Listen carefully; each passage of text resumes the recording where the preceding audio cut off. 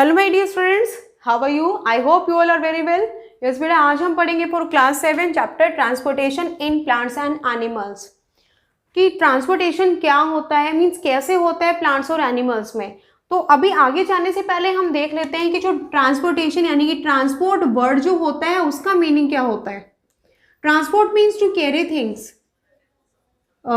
Things from one place to another. जो भी चीजें होती हैं, सामान होता है, उसको एक जगह से किसी अनदर प्लेस पे लेकर के जाना, उसको वहां से किसी दूसरी जगह पे पहुंचाना, उसे हम ट्रांसपोर्ट बोलते हैं। ठीक है। अब प्लांट्स एनिमल्स की बात हो रही है ट्रांसपोर्टेशन की, तो यहाँ पर हम बस, कार, एरोप्लेन इन सब की बातें नहीं करने वाले हैं। लेकिन हाँ, यहाँ पर हमने डिस्कस किया अबाउट थिंग्स। तो कौन सी चीजें हैं जिनको ट्रांसपोर्ट करना है प्लांट और एनिमल में, तो वो चीजें क्या हो जाएंगी? That is food, air and water. ये वो तीन चीजें हैं जिनके बिना जो भी लिविंग थिंग्स हैं उनकी लाइफ पॉसिबल नहीं है। हम प्लांट्स की बात करें, हम एनिमल्स की बात करें, इन एनी लिविंग थिंग्स, सबको सरवाइव करने के लिए फूड की नीड होती है, एयर की नीड होती है, वाटर की नीड होती है। ठीक है, चलो ठीक है बेटा, ये जो सभी चीजें वहां तक पहुंचा दी गई, कैसे पहुंचाई गई वो अभी हम डिस्कस करेंगे। लेकिन जब ये जो चीजें वहां पर पहुंचेंगी, वहां पर कुछ ना कुछ आपने जस्ट इससे पहले वाले चैप्टर में आपने रेस्पिरेटरी सिस्टम पढ़ा था। आप स्टार्टिंग में डाइजेस्टिव सिस्टम आप कर चुके हो। जब आप खाना खाते हो तो खाना खाने के बाद वो डाइजेस्ट होता है, डाइजेस्ट होने के बाद वहाँ पे न्यूट्रिएंट्स होते हैं जिनको बॉडी यूज करती है। आपके स्मॉल इंटेस्टाइन से सारे जो न्यूट्रिएंट्स हैं उनको बॉडी के हर सेल तक वो पहुँचते हैं। तो कैसे पहुँचते हैं? ठीक है, रेस्पिरेटरी सिस्टम में हमने पढ़ा कि जब चलो ठीक है फूड हर किसी सेल के पास पहुंच गया, जैसे जैसे अब जैसे भी पहुंचा वो हम इस चैप्टर में करेंगे। लेकिन वहां पर जब रेस्पिरेशन होता है तो उसके बाद वेस्ट प्रोड्यूस होता है। तो अब वो जो वेस्ट वहां पर प्रोड्यूस हो रहा है, तो ऐसा तो नहीं है ना कि बॉडी के अंदर ही कचरे का ढेर बनाना है, उसको भी वहां से रिमूव करना पड़ेगा। तो वो जो वेस्ट प्रोडक्ट्स हैं उनको भी क्या करना पड़ेगा भाई? उनको भी एक जगह से किसी दूसरी जगह पे लेके जाना पड़ेगा। ठीक है, कौन सी जगह पे? जहां से हम उनसे छुटकारा पा सके।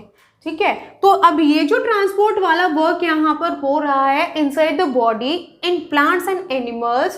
तो अगर हम पहले यहाँ पर बात करेंगे अबाउट एनिमल्स, ठीक है, प्लांट्स के बारे में हम बाद में पढ़ेंगे, सबसे पहले हम डिस्कस करेंगे एनिमल्स में। तो जो भी एनिमल्स हैं उन सब के अंदर ये ट्रांसपोर्टेशन वाला जो प्रोसेस होता है that is only possible with blood. वो सिर्फ ब्लड की हेल्प से होता है। और इसी वजह से ये जो ब्लड है ना, मीन्स क्योंकि ब्लड एक ऐसा है जो हमारी पूरी बॉडी के अंदर सर्कुलेट होता रहता है, आपके हेड से लेकर के टो तक, टो से लेकर दोबारा आपके हेड तक, इन ईच एवरी पार्ट, हर जगह पे जो ब्लड है वो घूम फिर सकता है। बाकी जो ऑर्गन्स है वो नहीं घूम फिर सकते, लेकिन ब्लड एक ऐसी चीज है जो पूरी बॉडी के अंदर सर्कुलेट होती है। इसी वजह से हम इसको बोलते हैं ब्लड सर्कुलेटरी सिस्टम। ठीक है, ब्लड सर्कुलेटरी सिस्टम, या फिर आप उसके लिए सिर्फ इतना वर्ड भी यूज कर सकते हो, दैट इज सर्कुलेटरी सिस्टम। ठीक है, तो सबसे पहले आज हम इस ब्लड के बारे में पढ़ते हैं कि ब्लड है क्या। यू ऑल नो ब्लड होता क्या है? एक लिक्विड है। कैसा है? रेड कलर का लिक्विड है, थोड़ा थिक है, विस्कस है। ठीक है, लेकिन अब ये जो ब्लड है उसके कंपोनेंट्स क्या होंगे? कंपोनेंट्स ऑफ ब्लड, कि ब्लड के कंपोनेंट्स क्या होते हैं। तो हमारा ये जो ब्लड है इसके 4 कंपोनेंट्स हैं। सबसे पहले plasma, red blood cells, third one है आपके white blood sales and platelets. These 4 are the components of blood। ये हमारे ब्लड के कंपोनेंट हैं।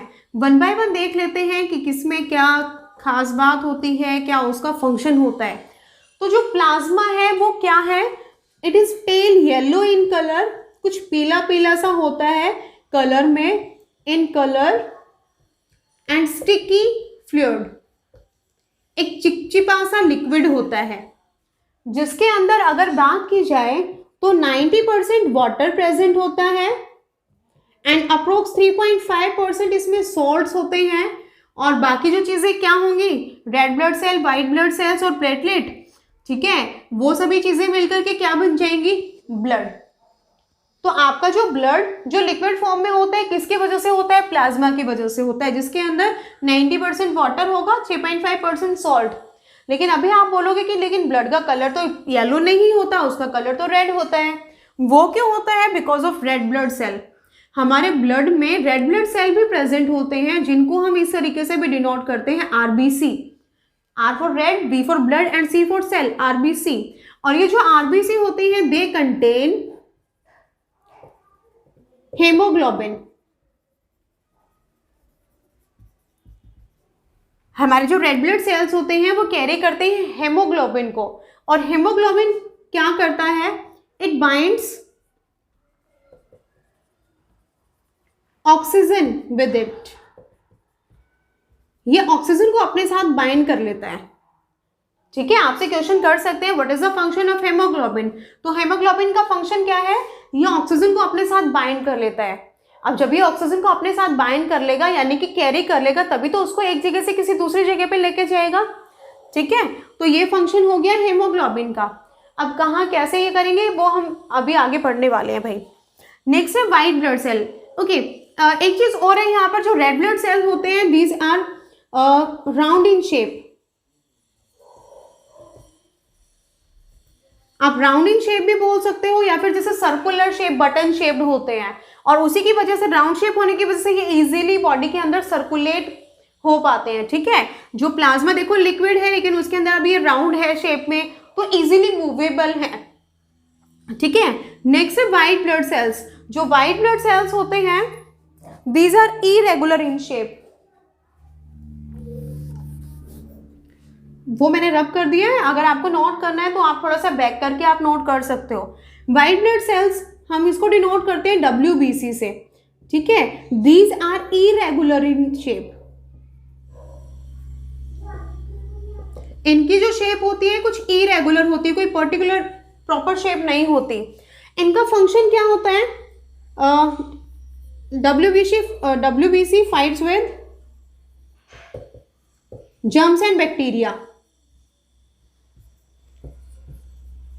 जैसे ही ये ब्लड के अंदर पहचानेंगे कि जर्म्स और बैक्टीरिया ये उनके साथ फाइट करेंगे। अब जब ये उनके साथ फाइट करेंगे तो उससे क्या होगा, प्रिवेंट अस फ्रॉम डिजीज, हमें बीमारियों से बचाएंगे। तो ये फंक्शन हो गए हैं किसके, WBC के। इरेगुलर है शेप में, इसका फायदा यही है, लाइक कोई भी जर्म बैक्टीरिया है तो जो इरेगुलर शेप है वो एक दूसरे के साथ इस तरीके से क्लोज आ जाएंगे, और क्या करेंगे, जो भी जर्म्स बैक्टीरिया है उसको अपने बीच में फंसा लेंगे उसके साथ फाइट करने के लिए, ठीक है। ओके, नेक्स्ट है हमारे पास प्लेटलेट्स। जो प्लेटलेट्स होते हैं these are also very important for us. बहुत जरूरी है ये। क्यों है जरूरी, because it helps in blood clotting. Blood की क्लॉटिंग करने में हेल्पफुल होते हैं। कैसे, लाइक कोई भी इंजरी हो जाए आपको, कोई भी आपकी स्किन कट हो गई है, आप गिर गए हो, कोई भी बाउंड है, चोट लग गई, जिससे क्या हो रहा है, ब्लड बाहर आ रहा है। अब अगर ये प्लेटलेट वहां पे ना हो तो वो ब्लड कंटिन्यू बॉडी से बाहर आता रहेगा, जिसकी वजह से जो पर्सन है डेट कैन डाई ऑल्सो, ठीक है। तो जो अगर ओवर ब्लीडिंग हो जाए तो वो डेथ को भी कॉज कर सकती है। तो वहीं पर ये जो प्लेटलेट्स हैं ये अपना इंपॉर्टेंट रोल प्ले करते हैं। जब ब्लड बाहर आता है किसी भी चोट से तो धीरे धीरे ये जो प्लेटलेट्स है ना उसके ऊपर अपनी एक लेयर्स ही बनाना शुरू कर देते हैं, ठीक है। यानी कि वो वहां पर आकर के जम जाते हैं, ब्लड क्लॉटिंग कर लेते हैं, ठीक है। जिसके बाद फिर क्या होगा, उसके अंदर से और ब्लड बाहर आना रुक जाएगा। तो इस तरीके से ब्लड क्लॉटिंग करने में हेल्प करते हैं, ठीक है। तो ये है हमारे कंपोनेंट्स ऑफ ब्लड। अब जब ये ब्लड हमारी पूरी बॉडी के अंदर सर्कुलेट हो रहा है तो सर्कुलेट करने के लिए कोई ना कोई इनके लिए पाथ, रास्ता कुछ तो होगा ना, ठीक है। तो अब हम पढ़ेंगे उन्हीं के बारे में कि जो ब्लड है वो फ्लो करता है through blood vessels. Blood circulate in our body through blood vessels. अब ब्लड वेसल्स क्या है, बेटा ये भाई जो पाइपलाइन स्ट्रक्चर एक पूरा नेटवर्क बना हुआ है पूरी बॉडी के अंदर, जिसके हेल्प से ब्लड सर्कुलेट करता है, ठीक है। तो कौन कौन सी होती हैं? आर्टरीज होती हैं एंड वेन्स, ठीक है। Arteries and veins, these are the blood vessels. एक और है कैपिलरी, जिसके बारे में भी हम बात करेंगे, लेकिन पहले हम समझ लेते हैं अबाउट आर्टरीज एंड वेन्स। ये करने के बाद हम कैपिलरी की तरफ जाएंगे। तो जो आर्टरीज होती हैं they are deep seated, they are deep seated, बहुत अंदर होते हैं, ठीक है, उनको हम क्लियरली देख नहीं पाते। लेकिन जो वेन्स होती हैं they are not deep seated,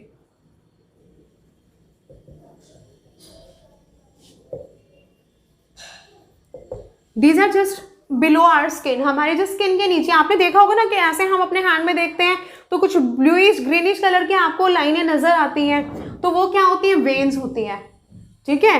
लेकिन जो हमारे आर्टरीज है वो काफी अंदर है, उनको हम इस तरीके से, वो हमारे लिए विजिबल नहीं होती। सेकेंड थिंग, जो आर्टरीज होती हैं they carry oxygen rich blood. ये O2 भाई मैंने ऑक्सीजन के लिए कर दिया है, आप ऑक्सीजन रिच ब्लड भी लिख सकते हो, और you can also use oxygenated blood. इससे पहले हमने रेस्पिरेटरी सिस्टम किया था, रेस्पिरेशन इन ह्यूमन बींग्स किया था, तो उसमें हमने पढ़ा था ना कि जब हम इनहेल करते हैं तो हमारी बॉडी के अंदर जो एयर जाती है उसके अंदर क्या होता है? 21% ऑक्सीजन होती है।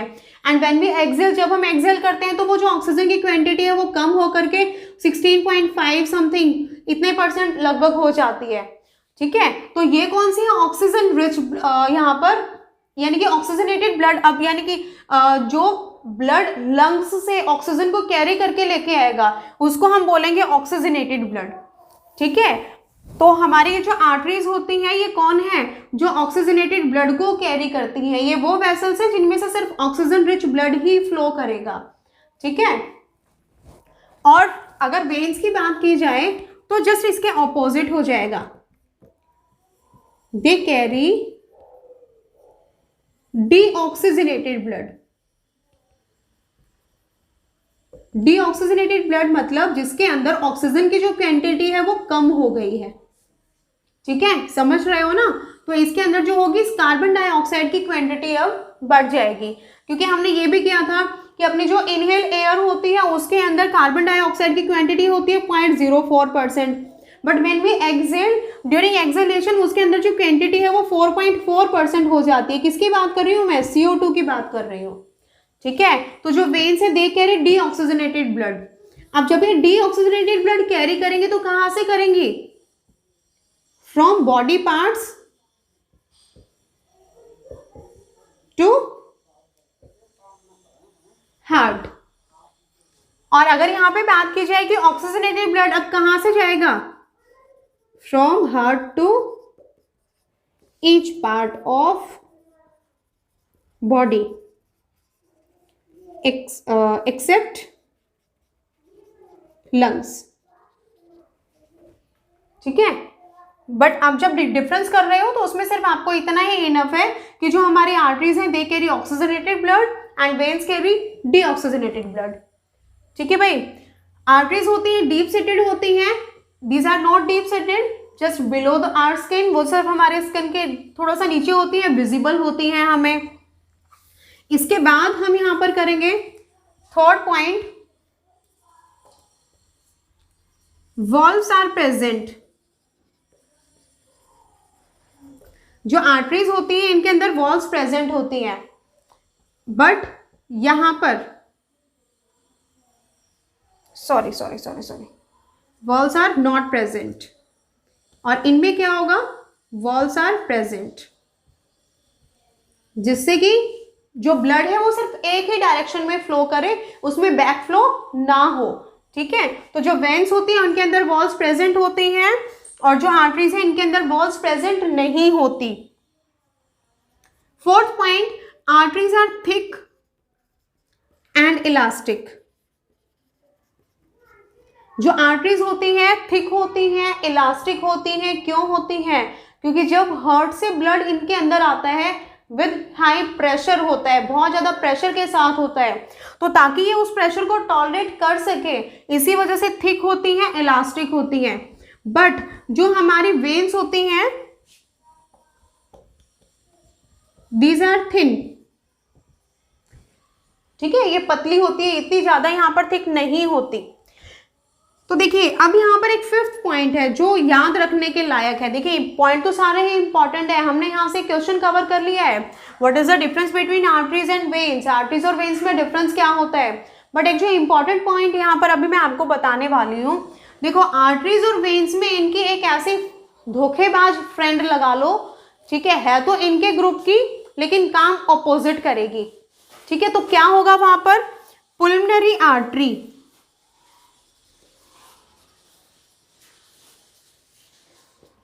और यहां पर क्या है, एक पुल्मोनरी वेन है। इनकी पार्टी से नेम वही ना आपको नजर आ रहा है, बट जो पुल्मोनरी आर्टरी होती हैं कैरी, देखो ये सभी ऑक्सीजनेटेड रिच ब्लड को लेके जा रही है ना, दे कैरी डीऑक्सीजनेटेड ब्लड, यानी कि कार्बन डाइऑक्साइड रिच ब्लड, ठीक है। और यहां पर जो वेन्स है वो कैरी करती है डीऑक्सीजनेटेड ब्लड को, लेकिन ये जो पुल्मोनरी वेन्स हैं कैरी ऑक्सीजन रिच ब्लड,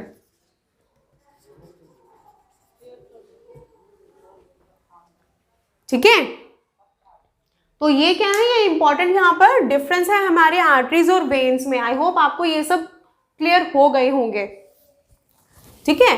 अब इसके बाद हम करने वाले हैं कि जो ब्लड है, अब इसके फंक्शन क्या है, क्या क्या इंपॉर्टेंस रखता है ये ब्लड। हमने देख लिया कि ब्लड के कंपोनेंट क्या होते हैं, ब्लड कैरी किन किन चीजों को करता है और फ्लो कैसे करता है। अच्छा इससे पहले एक चीज और हम कर लेते हैं, कैपिलरीज।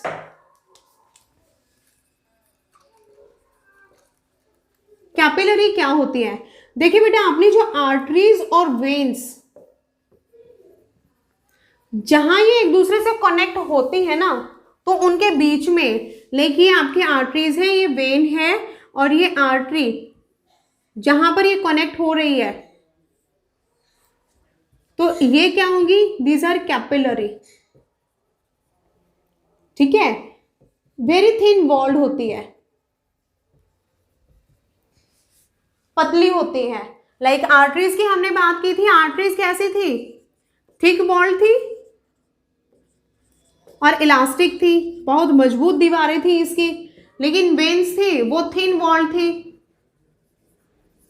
लेकिन यहां पर जो कैपिलरीज होती हैं वो और भी थिन वॉल्ड होती हैं, जिससे कि क्या होगा, इजीली यहां पर ये क्या करेंगे भाई, जो भी यहां पर सेल होगा ना, कोई भी सेल है तो ये उस सेल को इजीली ऑक्सीजन दे देंगी और इससे CO2 और जो भी वेस्ट है उनको कैरी कर लेंगे, ठीक है। तो ये होती हैं कैपिलरी। आई होप आपको यहां तक जो चीजें हैं वो क्लियर हो गई होंगी। तो नेक्स्ट अब हम करेंगे functions of blood.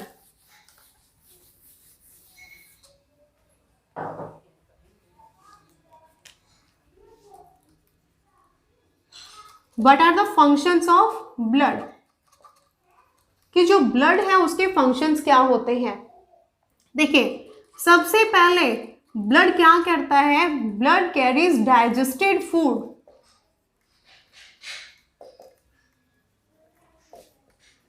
From small intestine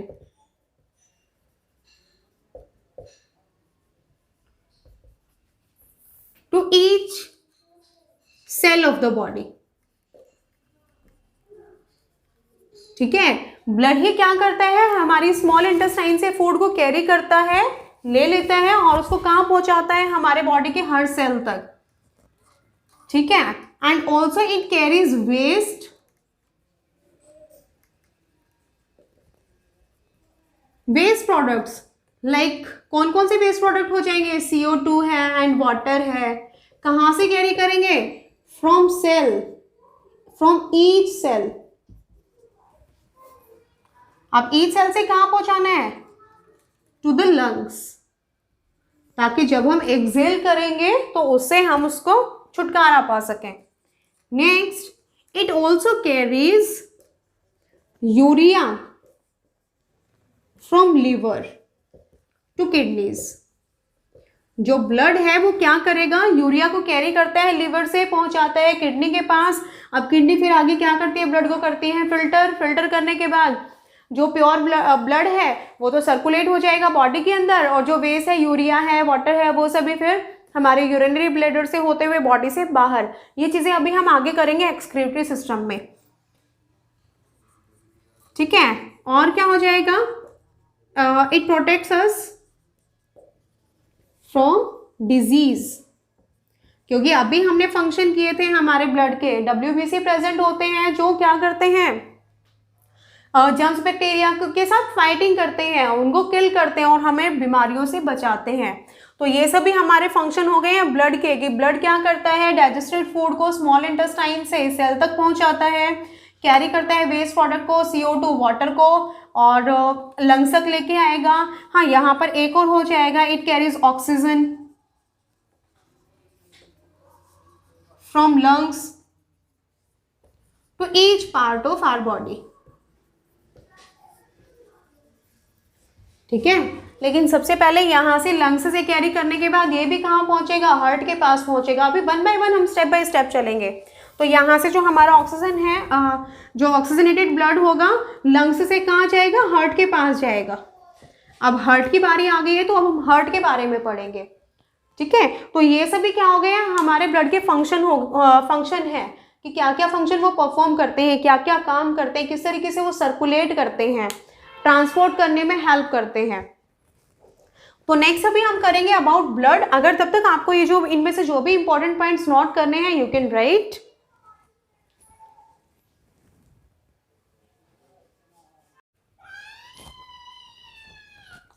yes बेटा, let's start. Its structure of human heart. ये जो है, ये मैंने ह्यूमन हार्ट का एक स्ट्रक्चर आपके लिए यहाँ पर ड्रॉ किया है, जिसको अभी हम देख लेते हैं। देखिए बेटा, जो ह्यूमन हार्ट होता है that is situated in our chest cavity, हमारे चेस्ट कैविटी में, इन बिटवीन आवर लंग्स। आप रेस्पिरेटरी सिस्टम कर चुके हो, तो रेस्पिरेटरी सिस्टम में आपके जो इस तरीके से लंग्स होते हैं, ठीक है। तो लंग्स के बीच में यहीं पर क्या होता है, हमारा हार्ट होता है, लेकिन it is slightly tilted towards left. थोड़ा सा ये लेफ्ट की तरफ होता है, ठीक है, लेफ्ट की तरफ, इस तरीके से थोड़ा सा लेफ्ट की तरफ झुका हुआ होता है। प्रॉपर मतलब ये नहीं कि बिल्कुल लेफ्ट में होगा, बट प्रेजेंट होता है, यानी कि है कहाँ पर, इन बिटवीन आवर लंग्स के बीच में, लेकिन थोड़ा सा लेफ्ट की तरफ झुका हुआ। और अप्रोक्स अगर साइज की बात की जाए कि हमारे जो हार्ट का जो साइज होता है, आप अपने हैंड को ऐसे क्लोज करके एक मुट्ठी बनाते हो, तो जो आपकी मुट्ठी का साइज है ना, लगभग इतना साइज होता है हमारे हार्ट का, ठीक है। और अपना जो ह्यूमन हार्ट है, इट इज 4 चैम्बर्ड हार्ट। आपसे पूछ लिया जाए कि जो ह्यूमन हार्ट है उसमें कितने चैम्बर हैं, then there are 4 chamber, 4 partition है इसमें। तो 4 चैम्बर किस तरीके से हैं, देखिए यहाँ पर ये जो है, ये वॉल्व का काम करते हैं। ये जो 2 ओपनिंग्स आपको नजर आ रही हैं, अब अगर इन 2 ओपनिंग्स को इस तरीके से क्लोज कर दिया जाए, तो एक पार्ट आपको ये नजर आ रहा है, सेकेंड ये, थर्ड एंड फोर्थ। तो इस तरीके से क्या हो गया, हमारा जो हार्ट है वो 4 चैम्बर है। अब यहाँ पर जब हम उसको स्टडी कर रहे हैं, देखिए ये हमारा जो ये वाला पार्ट है, it is left side of heart. यहां पर मैं आपको रिप्रेजेंट कर रही हूं हार्ट की लेफ्ट साइड, और इधर क्या आ जाएगी, राइट साइड, ठीक है। तो अब इन लेफ्ट साइड यहां पर क्या होता है, देखिए जो फर्स्ट यहां पर अपर जो चैम्बर है, देखो जो अपर चैम्बर्स होते हैं ना, उनको बोला जाता है एट्रियम, ठीक है। तो ऊपर वाले जो चैम्बर है उनको बोलते हैं एट्रियम, और जो नीचे वाले जो लोअर चैम्बर है उनको बोला जाता है वेंट्रिकल। अभी लेफ्ट साइड में सिचुएटेड है, तो लेफ्ट एट्रियम, ये हो जाएगा left ventricle. Same in this side, ये जो पार्ट है आपके पास, ये आपका हो जाएगा राइट एट्रियम, RA से लिख देते हैं, राइट एट्रियम, और ये क्या हो जाएगा, right ventricle. You got it, R for right and V for ventricle. यहां पर R right and A for atrium, ठीक है। तो ये कंप्लीट क्या हो गया, हमारे हार्ट का स्ट्रक्चर हो गया है यहाँ। तो देखिए अब बाकी जो किस तरीके से वर्किंग होती है वो मैं अभी आपको बताने वाली हूँ। हम कंप्लीट सर्कुलेटरी सिस्टम करेंगे कि किस तरीके से पूरा फंक्शन होता है। अभी जस्ट हम ये देख लेते हैं कि देखिए पुल्मोनरी वेन है यहाँ पर, यहाँ है आपके पुल्मोनरी आर्टरी। अभी जब मैंने आपको आर्टरीज और वेन्स में डिफरेंस समझाया था, तो देखिए आर्टरीज जो होती है they carry oxygenated blood, arteries oxygenated blood को कैरी करती हैं, और वेन्स डीऑक्सीजनेटेड ब्लड को कैरी करती हैं। डीऑक्सीजनेटेड ब्लड कौन सा? जिसके अंदर कार्बन डाइऑक्साइड की क्वांटिटी बढ़ गई है, ठीक है। क्यों बढ़ गई है? बिकॉज ऑफ रेस्पिरेशन, क्योंकि जब रेस्पिरेशन हो रहा है तो सेल के अंदर जो फूड है वो ऑक्सीजन को यूज करता है, ऑक्सीजन की प्रेजेंस में बर्न अप होकर के एनर्जी बनाता है और CO2 एज अ वेस्ट वहां पर प्रोड्यूस हो रहा है, ठीक है। तो अब वो जो CO2 को कैरी करेंगे वो कौन कैरी करेंगे? वेन्स कैरी करेंगे। लेकिन पुल्मोनरी आर्टरीज और पुल्मोनरी वेन का मैंने फंक्शन इनसे जस्ट ऑपोजिट बताया था। जहां आर्टरी ऑक्सीजनेटेड ब्लड को कैरी करती हैं, पुल्मोनरी आर्टरी डीऑक्सीजनेटेड ब्लड को कैरी करेंगी, और वेन्स डीऑक्सीजनेटेड ब्लड को कैरी करती हैं, लेकिन पुल्मोनरी वेन ऑपोजिट काम करेगी, ऑक्सीजनेटेड ब्लड को कैरी करेगी। तो ये जो पुल्मोनरी वेन होती है ना, ये किससे कनेक्ट होती है? लंग्स से कनेक्ट होती है। तो जब ये लंग्स के पास घूमते हुए आएंगे तो अपने साथ ऑक्सीजन वाला ब्लड लेके आएंगे, यानी कि ऑक्सीजन रिच ब्लड आएगा इधर, O2 रिच ब्लड आएगा, ठीक है। अभी जो हार्ट है इट इज पंपिंग ऑर्गन, ये पंप करता है किसको? ब्लड को, ठीक है। तो ये जब पंपिंग करता है तो यानी कि क्या होगा? यानी कि देखो इसको हम है ना सिंगल पंपिंग ऑर्गन नहीं बोल सकते, it's double pumping, double pump करता है। कैसे करता है भाई? देखो जो लेफ्ट वाला पार्ट है ना वो तो ब्लड को पंप करता है to all parts of the body, यानी कि जो लेफ्ट पार्ट है वो ऑक्सीजन रिच ब्लड को कहाँ पहुंचाएगा? मेन आर्टरी की हेल्प से पूरी बॉडी के अंदर सर्कुलेट करेगा, ठीक है। फिर वो ब्लड घूमते हुए फिर कहाँ आएगा? इधर, इस साइड। कौन से पार्ट में? राइट वाले पार्ट में। लेकिन जब वो राइट वाले पार्ट में आएगा तो अगेन ब्लड यहाँ से सर्कुलेट होकर के जाएगा बाहर, कहाँ जाएगा?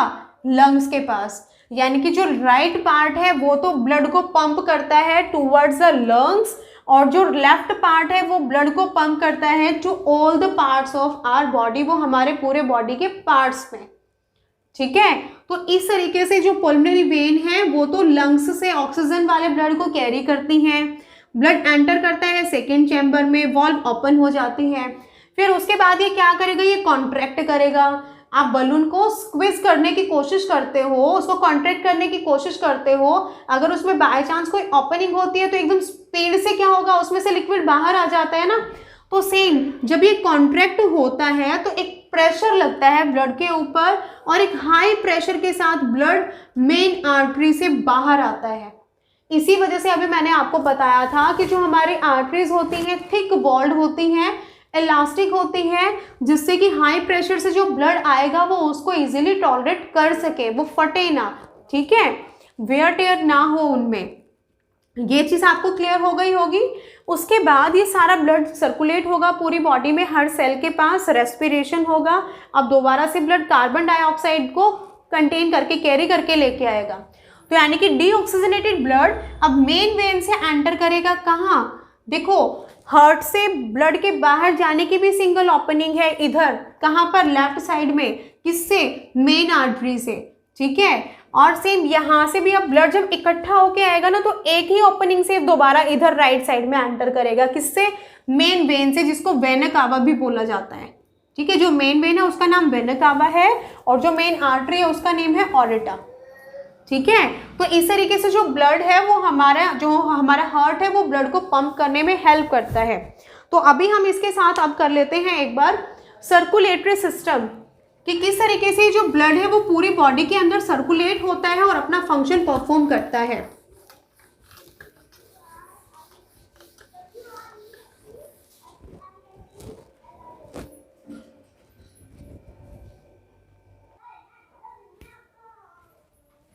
बस बेटा जी चलो अब करते हैं हम सर्कुलेटरी सिस्टम। आप रेस्पिरेटरी सिस्टम आप कंप्लीट कर चुके हो। तो यहाँ देखिए अपने लंग्स हैं, हार्ट, लंग्स कनेक्ट होते हैं किसकी हेल्प से? पुल्मोनरी वेन की हेल्प से, यानी कि लंग्स कनेक्ट हो जाएंगे हमारे हार्ट के साथ, ठीक है। और इस तरीके से जो हार्ट से जब कार्बन डाइऑक्साइड ब्लड दोबारा लंग्स के पास जाएगा तो पुल्मोनरी आर्टरीज, तो आपसे वन वर्ड में आपसे क्वेश्चन किया जा सकता है कि कौन से ब्लड वेसल्स हैं जो ऑक्सीजनेटेड ब्लड को कैरी करते हैं फ्रॉम लंग्स टू हार्ट। तो लंग से हार्ट के पास ऑक्सीजन रिच ब्लड को कौन लेके आएगा? पल्मोनरी वेन लेके आएंगे, ठीक है। एंड अगेन लंग्स के पास अब कार्बन डाइऑक्साइड रिच ब्लड को कौन लेके आएगा? तो वो आपकी पल्मोनरी आर्टरी लेके आएंगे, ठीक है। तो ये देखिए यहाँ आपके लंग्स हैं, कनेक्टेड है हार्ट के साथ, LALV, आई होप समझ में आ गया होगा। L for left, A for atrium. हमारे हार्ट का जो लेफ्ट साइड वाला पार्ट है तो ऊपर वाले जो चैम्बर्स होते हैं उनको एट्रियम बोलते हैं, और जो लोअर चैम्बर होते हैं उनको वेंट्रिकल। तो ये लेफ्ट एट्रियम, राइट एट्रियम, इधर है लेफ्ट वेंट्रिकल और ये है आपका राइट वेंट्रिकल। अब ये कनेक्ट होती है, यानी कि मेन आर्टरी क्या करेंगी? हार्ट से ऑक्सीजन रिच ब्लड को लेके आएंगी और कहाँ पहुंचाएंगे? तो each part of our blood. तो हमारे यहाँ पर हर पार्ट पे क्या होंगे? यहाँ पे कैपिलरीज, आपको मैंने बताया था जहां आपकी आर्टरीज और वेन्स कनेक्ट होती है एक दूसरे के साथ। अब ये जो कैपिलरीज हैं, आप कोई भी पार्ट यहाँ पे इमेजिन कर सकते हो। टू एवरी ऑर्गन, हर किसी ऑर्गन में, हर किसी सेल के पास कैपिलरीज होती हैं, और यहीं से क्या होता है भाई? आदान प्रदान होता है किसका? ऑक्सीजन और कार्बन डाइऑक्साइड का, ठीक है। Okay, let's start the process. When we inhale, जब हम इनहेल करते हैं तो ऑक्सीजन रिच ब्लड एयर कहाँ? हमारे लंग्स के अंदर फिल हो जाती है। सेम यहाँ पर हमारे एल्वेओलाई के पास क्या होती है? कैपिलरीज होती हैं, ब्लड वेसल्स होती हैं जो ऑक्सीजन को यहाँ से कैरी कर लेती हैं, और ऑक्सीजन को कैरी करने के बाद वो पल्मोनरी वेन से होते हुए एंटर करते हैं हमारे हार्ट के लेफ्ट एट्रियम में, ठीक है। लेफ्ट एट्रियम से अगेन जो ब्लड है वो पास होता है कहाँ पर? लेफ्ट वेंट्रिकल में। देखिए एक बार क्या होगा, हमारा जो हार्ट है वो कॉन्ट्रैक्ट हो जाएगा, सिकुड़ेगा, जो लेफ्ट पार्ट है वो कॉन्ट्रैक्ट करेगा, जिससे कि क्या हो? एक हाई प्रेशर के साथ ये जो ब्लड है वेंट्रिकल से किस में आ जाए? मेन आर्टरी के अंदर आ जाए विद हाई प्रेशर। प्रेशर ज़्यादा क्यों होता है? क्योंकि ब्लड को देखो अप एंड डाउन मूव करना है, तो हाई प्रेशर होगा तो एकदम से जो ब्लड है वो पूरे सभी ब्लड वेसल्स में यानी कि आर्टरीज में फैल जाएगा, और वो ब्लड फिर पहुंचेगा कहाँ? कैपिलरीज यानी कि हार्ट सेल के पास। हार्ट सेल वहां से ऑक्सीजन को कैरी करेगा और बदले में अपना वेस्ट उसे दे देगा। किसे दे देगा? ब्लड को। अब यहाँ वो जो ब्लड जिसके पास अब वेस्ट प्रोडक्ट्स आ चुके हैं वो एंटर करेगा वेन्स में। मैंने आपको बताया था वेन्स में क्या होती है? वॉल्व्स होती हैं जो ब्लड के बैक फ्लो को कंट्रोल करती हैं, जिससे कि जो ब्लड है वो बैक फ्लो ना हो, ठीक है। इस तरीके से आप ब्लड यहाँ पर यानी कि कौन सा? कार्बन डाइऑक्साइड रिच ब्लड, और you can use the word deoxygenated blood. अब ये डीऑक्सीजनेटेड ब्लड एंटर करता है हमारे हार्ट के राइट एट्रियम में, और सेम अब इस कंडीशन में क्या होगा? अब हमारा जो राइट पार्ट है वो कॉन्ट्रैक्ट होगा, जिससे कि अब प्रेशर के साथ यानी कि अब ये जो ब्लड है वो कहाँ मूव करे?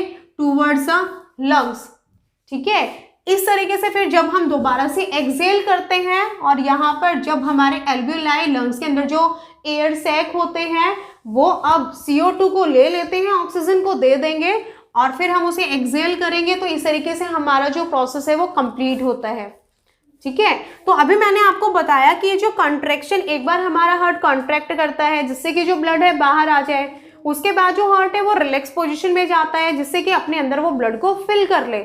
तो ये जो कंप्लीट वन साइकिल होती है, one contraction and one relaxation of और हार्ट, कि हमारा हार्ट अपनी एक साइकिल कंप्लीट करता है कॉन्ट्रैक्शन और रिलैक्सेशन वाली, तो उसी को हम क्या बोल देते हैं? वन पल्स और वन बीट, यानी कि हार्ट बीट। आप हार्ट बीट काउंट करते हो ना, सुनते हो दिल की धड़कन, तो वो कॉन्ट्रैक्ट और रिलैक्स होने की वजह से ही होता है कि हमारा हार्ट बार बार कॉन्ट्रैक्ट हो रहा है फिर रिलैक्स हो रहा है, ठीक है। तो वो जो एक कंप्लीट साइकिल हो जाती है उसी को हम बोलते हैं हार्ट बीट। तो अप्रोक्स जो अपनी जो हार्ट बीट होती है दैट इज 72 to 80 टाइम्स पर मिनट। अगर एक ह्यूमन अडल्ट की बात की जाए तो अपना जो हार्ट है 1 मिनट में 72 to 80 टाइम्स, ठीक है, वो हार्ट बीट करता है, अपना हार्ट बीट करता है, ठीक है। एक डिवाइस यूज आपने देखा होगा डॉक्टर्स यूज करते हैं जिसे बोलते हैं स्टेथोस्कोप। स्टेथोस्कोप को डॉक्टर्स यूज करते हैं सेम हमारे बीट रेट को काउंट करने के लिए, ठीक है। इवन आपने देखा होगा जो ट्रेडिशनल मेथड है कि डॉक्टर्स के पास आप जाते हो और वो क्या करते हैं, आपके इस तरीके से रिस्ट को पकड़ते हैं और इस तरीके से यहाँ पे फिर फोकस करते हैं काउंट करने के लिए। तो वो पर मिनट में इस तरीके से आपका पल्स रेट काउंट करते हैं। तो स्टेथोस्कोप एक डिवाइस होता है जिसमें क्या होते हैं, 2 ईयर पीस होते हैं। आपने देखा होगा डॉक्टर उठा करके अपने ईयर में लगाते हैं तो 2 उसमें ईयर पीस होते हैं और दोनों ईयर पीस इस तरीके से कनेक्ट हो करके नीचे एक चेस्ट पीस जिसे बोला जाता है, चेस्ट पीस वाला जो पार्ट होता है उसी के जो नीचे एक मेम्ब्रेन होती है उसको बोलते हैं डायफ्रैग्म, और इस डिवाइस को बोलते हैं स्टेथोस्कोप, जो हार्ट बीट को काउंट करने के लिए यूज़ किया जाता है। आई होप आपको जो आपका कंसेप्ट है वो समझ आने में आपकी हेल्प हुई होगी। अगर आपको वीडियोस पसंद आ रही हैं तो बेटा जी लाइक कमेंट करना ना भूलें, और जिन्होंने अब तक चैनल को सब्सक्राइब नहीं किया है सब्सक्राइब कर लीजिए, बेल आइकन प्रेस कर लीजिए जिससे कि आपको यूजफुल नोटिफिकेशन मिलते रहे। ठीक है बेटा जी, पढ़ते रहिए, सीखते रहिए। Okay bye and have a nice day.